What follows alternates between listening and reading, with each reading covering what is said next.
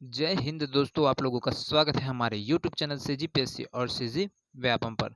दोस्तों, आज की इस वीडियो में आप लोगों के लिए 20 महत्वपूर्ण प्रश्न लेकर आया गया है जो कि भारत के संविधान के भाग 1 से है दोस्तों, जिसमें संघ और राज्य क्षेत्र के बारे में है वो बताया गया है। इसमें से हम टॉप 20 महत्वपूर्ण प्रश्न लाए हैं जो कि छत्तीसगढ़ के जो जितने भी एग्जाम हुए हैं उसमें लगातार जो पूछे गए क्वेश्चन है उनका समावेश है वो इसमें लाया गया है। तो इसको लास्ट तक देखिएगा और जितने भी नए दोस्त हमारे इस वीडियो को पहली बार देख रहे होंगे वो हमारे चैनल को अवश्य सब्सक्राइब करिएगा, साथ में बेल आइकन को भी प्रेस करिएगा ताकि आप लोगों को नोटिफिकेशन के माध्यम से इसका लिंक है वो मिलता रहे।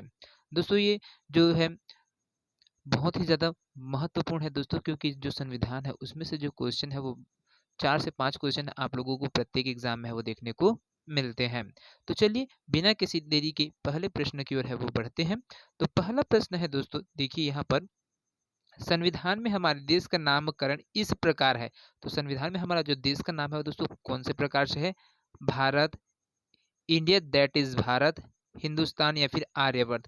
तो भारत है ना, जो संविधान में दोस्तों जो भारत देश का नाम है वो उल्लेख किया गया है, वो किस नाम के आधार पर है दोस्तों? तो इसमें बोला गया है दोस्तों इंडिया दैट इज भारत। तो इस नाम से है जो संविधान का जो मुख्य भाग है उसमें है इसका नाम है वो लिया गया है। तो इंडिया दैट इज भारत। चलिए अगला प्रश्न की ओर है वो बढ़ते हैं। अगला प्रश्न है दोस्तों, यहाँ पर देखिए, भाषाई आधार पर गठित प्रथम भारतीय राज्य कौन सा है? हरियाणा, आंध्र प्रदेश, तमिलनाडु या फिर कर्नाटका। तो कौन सा है दोस्तों? इसका जो करेक्ट आंसर हो जाएगा वो हो जाएगा आपका ऑप्शन बी है, वो बिल्कुल सही हो जाएगा। जो प्रथम भारतीय राज्य जो भाषा के आधार पर है वो गठित हुआ था वो है आपका आंध्र प्रदेश दोस्तों, क्योंकि जो तेलुगु भाषियों की जो दोस्तों अलग राज्य बनाने की है वो बनाने के लिए है, वहाँ के जो नेता थे पोट्टी श्रीमालल्लू है ना, श्री रामल्लू, उनके द्वारा लगातार 56 दिन है वो अनशन किया गया था दोस्तों। किनके कितने दिन? 56 दिनों तक है इनके द्वारा अनशन किया गया, जो पोट्टी श्रीमालल्लू है उनके द्वारा, है ना, जिसके तहत है दोस्तों दिसंबर 1952 में दोस्तों, कब? दिसंबर 1952 में, है ना, दिसंबर 1952 में उनकी मृत्यु होने होने पर जो बढ़ता हुआ जो उग्र आंदोलन है वो होने लग गया था। जैसे ही वो 56 दिन तक अनशन के उसके बाद उनकी मृत्यु हो गई, फिर जो आंदोलन है वो उग्र है वो होने लग गया था, जिसके बाद दोस्तों उस घटना को देखते हुए, उस आंदोलन को देखते हुए भारत सरकार ने निर्णय लिए और उसके बाद 1 अक्टूबर है ना 1953 को दोस्तों, 1 अक्टूबर 1953 को आंध्र प्रदेश राज्य का है वो गठन किया, जिसमें मद्रास के जो कुछ हिस्से है उसको है उसमें आंध्र प्रदेश में है वो शामिल कर दिए गए थे। चलिए अगला प्रश्न की ओर है वो बढ़ते हैं। अगला प्रश्न बोलता है दोस्तों, संविधान के निम्नलिखित में से किस प्रावधान के अंतर्गत भारतीय संसद को नया राज्य बनाने का अधिकार है? तो दोस्तों यहाँ पर जो भारतीय संविधान है उसमें कौन सा अनुच्छेद है जिसके तहत कोई भी है जो भारतीय संसद है वो नया राज्य बनाने का अधिकार है उसको देता है? तो कौन सा वाला है दोस्तों? अनुच्छेद 1, अनुच्छेद 2, अनुच्छेद 3, अनुच्छेद 4 या फिर अनुच्छेद 5। तो किस अनुच्छेद के तहत दोस्तों जो भारतीय संसद है ना, जिसमें संसद में जितने भी संसद लोग हैं उन लोगों के द्वारा कानून बनाया जाता है और उसके बाद एक नया राज्य बनाया जाता है, तो वो है दोस्तों, इसका जो वर्णन मिलता है संविधान में वो है अनुच्छेद 3 के तहत दोस्तों, है ना। अनुच्छेद 3 में क्या होता है दोस्तों, इसका कहना है कि नए राज्यों का निर्माण है अनुच्छेद 3 के तहत है किया जाएगा, साथ में जो वर्तमान राज्य के जो क्षेत्र है, सीमाएं हैं और उनका जो नाम है परिवर्तन है वो अनुच्छेद 3 के अंतर्गत है वो किया जाता है दोस्तों। अनुच्छेद 1 की बात किया जाए तो दोस्तों अनुच्छेद 1 बताता है संघ और उसका राज्य क्षेत्र के बारे में, अनुच्छेद 1 में है वो वर्णन किया गया है। साथ में अनुच्छेद 2 में दोस्तों जो नए राज्यों का वो स्थापना करना है या फिर प्रवेश करना है तो उनके लिए अनुच्छेद 2 में है वो बताया गया। और तीसरा में दोस्तों आपका जो नए राज्य का निर्माण करना है, उनका जो राज्य है, वर्तमान राज्य है, उसका जो क्षेत्र है, उसका सीमा है, इसका सीमांकन करना है और साथ में जो नाम परिवर्तन करना है तो वो अनुच्छेद 3 के तहत है वो किया जाता है दोस्तों। चलिए अगला प्रश्न की ओर है वो बढ़ते हैं। अगला प्रश्न है दोस्तों यहाँ पर देखिए, इनमें से कौन सा कथन सुमेलित है? तो ये जो 5 कथन है दोस्तों स्टेटमेंट दिया गया उसमें से जो कथन है वो सुमेलित है, इस कूट दिया गया है नीचे में, है ना। तो कूट को भी देखिए, इसके आधार पर आपको जो सुमेलित कथन है उसको बताना है। तो पहला स्टेटमेंट है दोस्तों, संसद संघ में किसी राज्य को प्रवेश दे सकती है। दूसरा स्टेटमेंट बोलता है संसद एक नए राज्य की स्थापना कर सकती है, संसद किसी राज्य की सीमा बढ़ा सकती है, और डी में दिया है संसद किसी राज्य की सीमा घटा सकती है, और ई में दिया है संसद किसी राज्य की सीमा परिवर्तित कर सकती है। तो कौन-कौन सा ऑप्शन है दोस्तों वो जो बिल्कुल सही है दोस्तों? तो यहाँ पर देखिए, सबसे पहले बात आते हैं दोस्तों, तो यहाँ पर देखिए पहला है आपका संसद संघ में किसी राज्य को प्रवेश दे सकती है। तो ये स्टेटमेंट तो बिल्कुल गलत है दोस्तों, क्योंकि कोई भी राज्य है उसको है ना, संसद है वो संघ में प्रवेश है वो नहीं दे सकता है दोस्तों, है ना? जो सं जो संसद द्वारा दोस्तों अनुच्छेद 2 के तहत है दोस्तों, संसद संघ में किसी भी राज्य को वो प्रवेश है वो देती है, ना कि इसमें, है ना? तो देखिए अगला है यहाँ पर देखिए, संसद एक नए राज्य की स्थापना कर सकती है, संसद किसी राज्य की सीमा बढ़ा सकती है, संसद किसी राज्य की सीमा घटा सकती है, और संसद किसी राज्य की सीमा परिवर्तित कर सकती है। तो इसमें से जो जो सुमेलित है दोस्तों उसको देखते हैं। तो देखिए पहला वाला ऑप्शन है ये आपका ऑप्शन सी, जो क्या है, संसद किसी राज्य की सीमा है उसको बढ़ा सकती है ना? ये कर सकते हैं। उसके बाद देखिए दोस्तों, संसद किसी राज्य की सीमा घटा सकती है, ये उनके पास अधिकार होता है, और संसद किसी राज्य की सीमा परिवर्तित कर सकती है, ये इनके पास है। जो क्या है, ये तीनों स्टेटमेंट है वो सुमेलित है ना? अगर बात करते हैं यहाँ पर संसद में जब कोई भी राज्य है वो प्रवेश दे सकती है, तो वो किसके तहत होता है दोस्तों? अनुच्छेद 2 के तहत दोस्तों, संसद है वो संघ में किसी भी राज्य को है वो प्रवेश दे सकता है दोस्तों, और संसद एक नए राज्य की स्थापना है वो कर सकते हैं दोस्तों, किसके? अनुच्छेद 2 के तहत में दोस्तों। संसद द्वारा जो अनुच्छेद 3 है दोस्तों उसके तहत है, किसी भी संसद के पास कौन सा अधिकार है? किसी भी राज्य की सीमा को बढ़ा सकता है ना? किसी भी राज्य की सीमा घटा सकता है, और संसद है किसी राज्य की सीमा परिवर्तित कर सकता है दोस्तों। तो ये तीनों क्या है, सुमेलित है, क्योंकि ये अनुच्छेद 3 के तहत है, इसका वर्णन किया गया, और बाकी आपका पहला और दूसरा है दोस्तों वो अनुच्छेद 2 में है। तो इस वजह से जो आपका ऑप्शन लिया गया है वो है आपका तीसरा, है ना? सी वाला ऑप्शन दिया गया है, सी डी ई, क्योंकि ये तीनों एक सुमेलित है दोस्तों, अनुच्छेद 3 के तहत है, इस वजह से। चलिए अगला प्रश्न की ओर है वो बढ़ते हैं। अगला प्रश्न है देखिए यहाँ पर, भारतीय संविधान के अनुच्छेद 3 के अनुसार निम्न में से कौन सा असंबद्ध है संसद विधि के द्वारा? तो यहाँ पर देखिए दोस्तों, कौन कौन से क्या असंबद्ध है, मतलब सुमेलित नहीं है। इसमें देखिए कौन है, तो नए राज्य को प्रवेश दे सकेगी, किसी राज्य का क्षेत्र बढ़ा सकेगी, किसी राज्य का क्षेत्र घटा सकेगी, या किसी राज्य के क्षेत्र को अलग कर नए राज्य बना सकेगी। तो यहाँ पर दोस्तों इसका जो करेक्ट आंसर है दोस्तों वो कौन है, अनुच्छेद 3 के अनुसार कौन सा असंबंधित है दोस्तों? तो नए राज्य को प्रवेश दे सकेगी, ये संसद के अधिकार में नहीं। तो ये अनुच्छेद 2 के तहत है दोस्तों, इसका प्रयोग है वो किया जा सकता है, कोई भी नया राज्य है उसको प्रवेश दे सकेगी, है ना? बाकी ये क्या है, तीनों है आपका अनुच्छेद 3 के अंतर्गत है वो आते हैं, लेकिन ये आपका अनुच्छेद 2 के अंतर्गत आते हैं, इस वजह से क्या है, अलग है ना? ये इन तीनों से वो अलग है। चलिए अगला प्रश्न की ओर है वो बढ़ते हैं। अगला प्रश्न है दोस्तों, भारत में संघ राज्य क्षेत्रों का प्रशासन किसके हाथों में होता है? राष्ट्रपति द्वारा, उपराज्यपाल द्वारा, गृह मंत्री द्वारा, या फिर प्रशासक द्वारा? तो यहाँ पर जो संघ राज्य क्षेत्रों का जो प्रशासन है दोस्तों, वो कहाँ से होता है? तो ये हो जाएगा दोस्तों आपका राष्ट्रपति के द्वारा। तो इसके लिए दोस्तों क्या है, अनुच्छेद 239 है दोस्तों, है ना? अनुच्छेद 239 के अनुसार दोस्तों, जो संसद द्वारा बनाई गई गतिविधियों द्वारा जो जो प्रत्येक संघ है दोस्तों, वो राज्य का प्रशासन है वो राष्ट्रपति द्वारा है वो किया जाता है, किसका प्रावधान है वो 239 है उसमें किया गया है। चलिए अगला प्रश्न की ओर है वो बढ़ते हैं। अगला प्रश्न है, भारतीय संघ के अंतर्गत किसी राज्य को मिलाने का जो संवैधानिक अधिकार है दोस्तों, वो किसे है? भारत के राष्ट्रपति को, प्रधानमंत्री को, संसद को, या फिर सर्वोच्च न्यायालय को? तो किसके पास यह अधिकार होता है दोस्तों, जो संवैधानिक अधिकार है जिसको कोई भी राज्य है उसको मिलाने का अधिकार है, भारतीय संघ के अंतर्गत किसी भी राज्य को है वो मिला सकता है, तो उसका जो संवैधानिक अधिकार वो किसके पास है? तो वो है दोस्तों आपका संसद के पास होता है, राष्ट्रपति के पास बिल्कुल नहीं होते, प्रधानमंत्री के पास नहीं होते, सर्वोच्च न्यायालय के पास नहीं होते, लेकिन दोस्तों जो संसद है उसके पास होता है दोस्तों, क्योंकि जो भारतीय संविधान के अनुच्छेद 2 है दोस्तों, है ना? अनुच्छेद 2 के अनुसार दोस्तों, किसी भी बाहरी राज्य को अगर भारत संघ में प्रवेश करने का अधिकार है वो सिर्फ सिर्फ और सिर्फ भारतीय संसद के पास होगा। वहां पर सब लोग चर्चा करेंगे, जितने भी सांसद हैं उनके बाद है सब लोग सर्वसहमति से, अगर सहमति बनता है तब जाकर वो क्या है, पास कर सकते हैं और उसको मिला सकते हैं दोस्तों। चलिए अगला प्रश्न की ओर है वो बढ़ते हैं। अगला प्रश्न है देखिए, भारतीय विशेष संवैधानिक दर्जा प्राप्त राज्य है, भारतीय विशेष संवैधानिक दर्जा प्राप्त राज्य कौन कौन से है दोस्तों? उत्तराखंड, जम्मू और कश्मीर, उड़ीसा और झारखंड। तो कौन कौन से राज्य है दोस्तों जिन्होंने जो संवैधानिक रूप से विशेष दर्जा प्राप्त है? तो उसमें है दोस्तों आपको आता है यहाँ पर जम्मू और कश्मीर दोस्तों, है ना? जम्मू और कश्मीर है दोस्तों, क्योंकि जब जम्मू और कश्मीर को भारत में विलय किया गया था दोस्तों, तो उस समय जो राजा हरि सिंह थे दोस्तों, जम्मू कश्मीर के राजा थे, है ना? और नेहरू जो पंडित जवाहरलाल नेहरू दोस्तों, उनके बीच में क्या है समझौता हुआ था, जिसके तहत जम्मू और कश्मीर के लिए दोस्तों अलग से संविधान का है वो आधार था, जिसमें 370 था दोस्तों। यहाँ पर अनुच्छेद 370 के तहत इसको विशेष दर्जा है वो प्राप्त था, और वहाँ से, है ना? तो जो विशेष दर्जा है दोस्तों, उसको कब हटाया गया था यहाँ पर थे, तो 31 अक्टूबर 2019 को दोस्तों, 31 अक्टूबर 2019 को ये दोस्तों जम्मू कश्मीर से 370 है वो हटा दिया गया है। और वर्तमान में दोस्तों जो जम्मू कश्मीर है उसको विभाजित कर 2 नए केंद्र शासित प्रदेश है वो बना दिया गया है दोस्तों। तो इन सबको चीज़ें भी ध्यान में रखिएगा।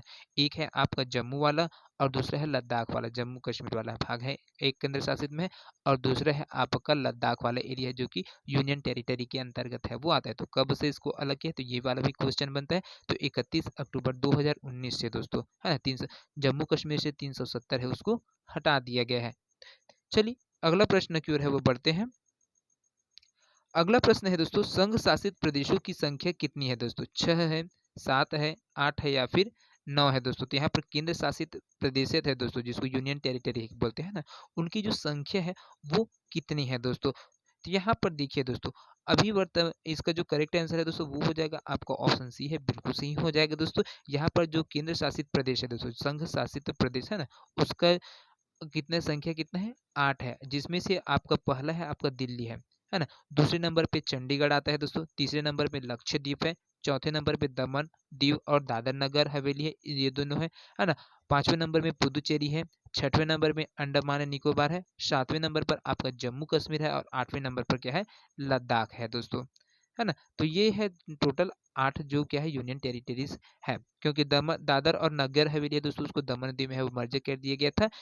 कब? जब लद्दाख और जम्मू कश्मीर है नए यूनियन टेरिटरी बनकर आए थे, तब उसके बाद, है ना? नहीं तो पहले के टाइम पे दादर नगर हवेली वो भी एक अलग यूनियन टेरिटरी होता रहता था, है ना? तो इसको भी ध्यान में रखिएगा, बहुत ही महत्वपूर्ण प्रश्न है।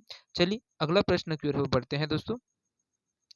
अगला प्रश्न है, देखिए, राज्य पुनर्गठन आयोग ने नवंबर 1956 को कितने राज्य तथा कितने संघ राज्य बनाने की अनुशंसा की थी? 14 राज्य एवं 6 संघ राज्य, 17 राज्य एवं 6 संघ राज्य, 14 राज्य एवं 8 संघ राज्य, या फिर 17 राज्य एवं 8 संघ राज्य? तो इसमें से कौन सा वाला जो कथन है दोस्तों वो बिल्कुल सही हो जाएगा। तो राज्य पुनर्गठन आयोग ने, है ना, राज्य पुनर्गठन आयोग उन्होंने नवंबर 1956 को दोस्तों कितने राज्य और कितने संघ राज्य बनाने की अनुशंसा है वो किया था करके पूछा गया। तो इसका करेक्ट आंसर है वो क्या हो जाएगा दोस्तों? 14 राज्य बनाया जाएगा और 6 संघ राज्य है वो बनाया जाएगा करके है, जो राज्य पुनर्गठन आयोग है उनके द्वारा है अनुशंसा है वो किया गया था दोस्तों। क्योंकि जो 1953 में दोस्तों, कब है? 1953 में जो गठित हुआ है ना राज्य पुनर्गठन आयोग के अध्यक्ष उस समय कौन थे?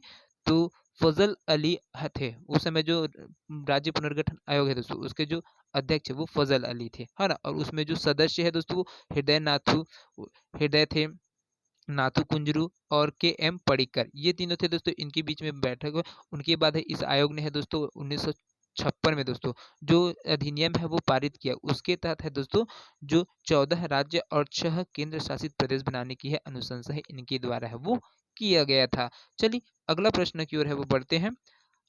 अगला प्रश्न है दोस्तों, भाषा के आधार पर राज्यों के गठन के लिए राज्य पुनर्गठन आयोग की स्थापना कब की गई थी? 1856 में, 1956 में, 1957 में, या फिर इनमें से कोई नहीं दोस्तों। तो यहाँ पर देखिए, भाषा के आधार पर राज्यों के गठन के लिए राज्य पुनर्गठन आयोग की स्थापना है वो कब किया गया था दोस्तों? तो यहाँ पर इसका करेक्ट आंसर है वो क्या हो जाएगा? तो ये आ जाएगा आपका ऑप्शन डी हो जाएगा दोस्तों, इनमें से कोई नहीं। क्योंकि क्योंकि भाषाई आधार पर दोस्तों जो राज्य पुनर्गठन आयोग की स्थापना है वो कब किया गया था? 1953 में है वो दोस्तों की गई थी, जिसमें कि अपनी रिपोर्ट के में, है ना, उस समय जो उसमें रिपोर्ट दिया गया था 1955 में दिया था गया था, है ना? 1955 में जब रिपोर्ट दिया गया, प्रस्तुत किया गया, तो उस रिपोर्ट के आधार पर दोस्तों जो राज्य पुनर्गठन अधिनियम है 1956 बना, जिसके तहत क्या है दोस्तों, जो 14 राज्य और 6 केंद्र शासित प्रदेश है वो बनाए जाने की बात है वो कही गई थी, है ना? चलिए अगला प्रश्न की ओर है वो बढ़ते हैं। चलिए अगला प्रश्न की ओर है वो बढ़ते हैं। भारत में वर्तमान में कितने राज्य और संघीय प्रदेश है? 25 राज्य एवं 7 संघीय प्रदेश, 28 राज्य में 8 संघीय प्रदेश जिसमें राष्ट्रीय राजधानी क्षेत्र भी है वो शामिल है, ये बोला गया है। 24 राज्य और 6 संघीय प्रदेश या फिर 28 राज्य में 7 संघीय प्रदेश, है ना। तो कितने राज्य वर्तमान समय में दोस्तों, अभी 2024 की स्थिति में बात किया जाए, है ना, 2024 की स्थिति में बात किया जाए तो उसमें भारत में कितने राज्य है और कितने केंद्र शासित प्रदेश है, तो वो क्या कौन सा सही हो जाएगा दोस्तों, आपको ऑप्शन बी है वो बिल्कुल सही हो जाएगा दोस्तों।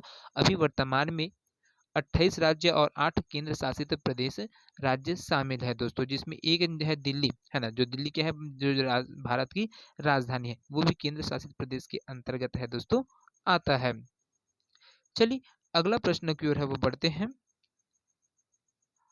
अगला प्रश्न है, देखिए किस संशोधन द्वारा सिक्किम भारत का एक राज्य बनाया था दोस्तों। तो जब सिक्किम को है दोस्तों भारत में मिलाया गया तो उस समय कौन सा संशोधन किया गया था जिसके तहत सिक्किम है वो भारत में मिल गया था। तो 30वें संशोधन के अंतर्गत, 32वें संशोधन के अंतर्गत, 35वें संशोधन के अंतर्गत या फिर 32वें संशोधन के अंतर्गत, तो कौन सा संशोधन था दोस्तों। तो इसका जो करेक्ट आंसर है वो हो जाएगा आपको ऑप्शन सी, 35वें संशोधन के अंतर्गत है दोस्तों, जो सिक्किम है वो भारत राज्य में है वो विलय हो गया था। चलिए अगला प्रश्न की ओर है वो बढ़ते हैं। अगला प्रश्न है यहाँ पर देखिए, नीचे दिए गए राज्य को भारत संघ के पूर्ण राज्य का दर्जा प्राप्त होने का सही कालक्रम कौन सा है दोस्तों। सिक्किम, अरुणाचल प्रदेश, नागालैंड, हरियाणा, नागालैंड, हरियाणा, सिक्किम, अरुणाचल प्रदेश, सिक्किम, हरियाणा, नागालैंड, अरुणाचल प्रदेश या फिर नागालैंड, अरुणाचल प्रदेश, सिक्किम और हरियाणा। तो यहाँ पर देखिए दोस्तों पूछा क्या गया है, तो भारत संघ के पूर्ण राज्य का दर्जा प्राप्त होने का जो सही कालक्रम है दोस्तों वो कौन कौन से है ना। तो देखिए यहाँ पर कौन सा वाला ऑप्शन है दोस्तों, वो हो जाएगा आपका बिल्कुल सही, तो वो हो जाएगा दोस्तों आपका ऑप्शन बी है वो बिल्कुल सही है दोस्तों। क्योंकि जो नागालैंड है दोस्तों, नागालैंड है उनकी जो स्थापना है वो 1 दिसंबर 1963 को हुआ था दोस्तों। कब हुआ था, 1963 को, नागालैंड के 1 दिसंबर 1963 को है तो दोस्तों ये पूर्ण राज्य की दर्जा है वो प्राप्त किए थे। उसके बाद अगर हरियाणा की बात किया जाए तो दोस्तों इसका है गठन हुआ 1 नवंबर को हुआ था, 1 नवंबर 1966 को दोस्तों। कब हुआ था, 1 नवंबर 1966 के। अगर सिक्किम की बात किया जाए, सिक्किम है तो ये है दोस्तों 16 मई, है ना, 16 मई 1975 को दोस्तों इसका है पूर्ण राज्य का दर्जा है वो प्राप्त हुआ था। और जो अरुणाचल प्रदेश है दोस्तों, है ना, अरुणाचल प्रदेश है, इसकी अगर बात किया जाए तो इनका जो गठन है दोस्तों 12 फरवरी को हुआ था। कब हुआ था दोस्तों, 12 फरवरी 1987 को हुआ था। तो देखिए एक सिस्टमेटिक वे में सबसे पहले आपका नागालैंड बनता, फिर हरियाणा को पूर्ण दर्जा मिला, फिर सिक्किम को मिला, फिर अरुणाचल प्रदेश को मिला। तो इस प्रकार से आपका ऑप्शन बी है वो बिल्कुल सही है दोस्तों। चलिए अगला प्रश्न की ओर है वो बढ़ते हैं। अगला प्रश्न है दोस्तों, निम्नलिखित भारतीय राज्यों का उनके निर्माण के अनुसार काल क्रम अनुसार जमाए एवं मुकुट का प्रयोग करते हुए सही उत्तर का चयन करिए। देखिए तो यहाँ पर देखिए दोस्तों कौन कौन सा जो राज्य है जिनकी स्थापना है वो होता है ना, जो अस्तित्व में आए थे अलग अलग कट कर है। तो देखिए छत्तीसगढ़ की बात किया जाए तो दोस्तों ये है आपका सन, है ना, 2000 में है दोस्तों आपका क्या हुआ था, 1 नवंबर सन 2000 में छत्तीसगढ़ है बना था। अरुणाचल प्रदेश की अगर बात किया जाए दोस्तों, अरुणाचल प्रदेश है तो यहाँ पर दोस्तों अरुणाचल प्रदेश है वो 1987 को बना था दोस्तों। कब बना था, 1987 को बना था। झारखंड की बात किया जाए दोस्तों तो झारखंड है दोस्तों 15 नवंबर सन 2000 को है वो बना था, है ना, अस्तित्व में आया था। और आपका जो सिक्किम राज्य है उसकी बात की जाए तो ये 1975 में है आया था। तो दोस्तों तो सबसे पहले तो इसका कूट किस प्रकार से बनेगा दोस्तों, तो इसका जो कूट है वो बनेगा दोस्तों, सबसे पहले आपका सिक्किम आ जाएगा, है ना, फिर आपका अरुणाचल प्रदेश आ जाएगा, फिर आपका छत्तीसगढ़ आ जाएगा और फिर लास्ट में है दोस्तों आपका, है ना, जो लास्ट है उसमें आपका झारखंड है वो आ जाएगा। इस प्रकार से इसका कूट है वो बनेगा। चलिए अगला प्रश्न की ओर है वो बढ़ते हैं।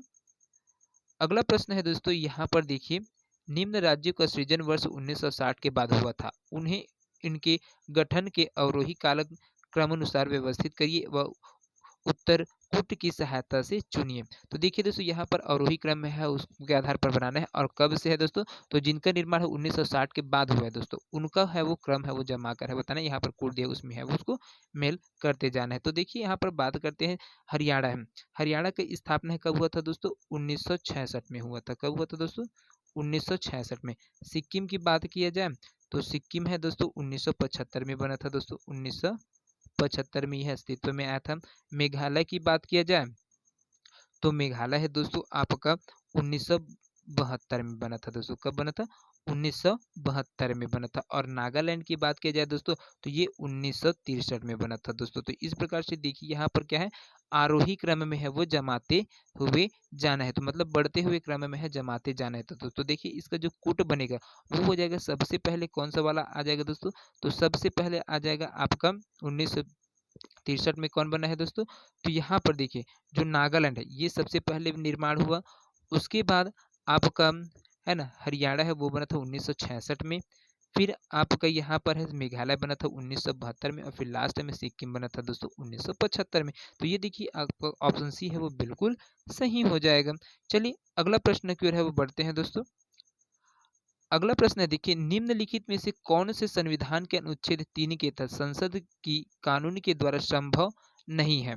नए राज्यों का गठन, राज्यों के क्षेत्रों में परिवर्तन, राज्यों की सीमाओं में परिवर्तन, नए राज्यों का प्रवेश। तो यहाँ पर कौन सा आ जाएगा दोस्तों जो अनुच्छेद 3 के तहत दोस्तों संसद की कानून के द्वारा संभव नहीं है? तो ये है दोस्तों नए राज्यों का प्रवेश है वो अनुच्छेद 3 के अंतर्गत है, नहीं आता है दोस्तों। ये अनुच्छेद 2 के अंतर्गत आता है।